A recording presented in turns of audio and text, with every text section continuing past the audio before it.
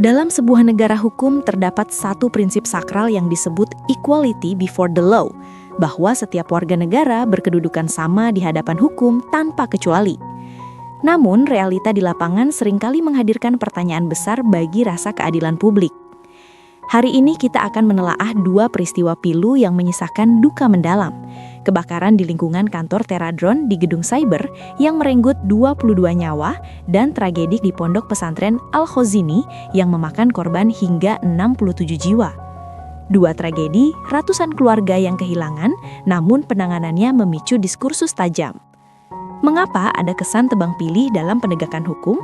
Mengapa satu entitas menghadapi tekanan hukum yang berat, sementara yang lain justru menerima suntikan dana APBN untuk pembangunan ulang? Apakah nyawa manusia memiliki nilai hukum yang berbeda di mata negara? Mari kita bedah secara objektif dan edukatif. Kita harus melihat fakta dari kedua insiden ini. Kebakaran di gedung cyber yang melibatkan area operasional Teradron menyoroti standar keamanan gedung bertingkat di pusat kota. Di sisi lain, Ponpes Al-Khozini menjadi pengingat pahit tentang kerentanan fasilitas pendidikan berbasis asrama. Secara statistik, jumlah korban di Al-Khozini jauh lebih besar, mencapai 67 jiwa. Dalam perspektif hukum pidana, pasal 359 KUHP tentang kelalaian yang menyebabkan orang lain meninggal dunia seharusnya menjadi instrumen utama dalam melakukan penyelidikan terhadap pengelola di kedua belah pihak.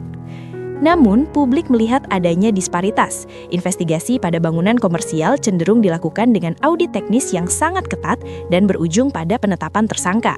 Sementara pada institusi keagamaan, pendekatannya seringkali lebih bersifat persuasif dan kekeluargaan. Ketidakseimbangan inilah yang menimbulkan persepsi bahwa penegakan hukum kita bersifat tebang pilih tergantung pada latar belakang entitas yang tertimpa musibah. Menanggapi fenomena ini, banyak ahli hukum menyuarakan kekhawatiran mereka. Mantan Ketua Mahkamah Konstitusi, Profesor Jimli Ashidiki, sering menekankan bahwa hukum tidak boleh kehilangan fungsinya sebagai alat ketertiban hanya karena alasan sosiologis atau emosional.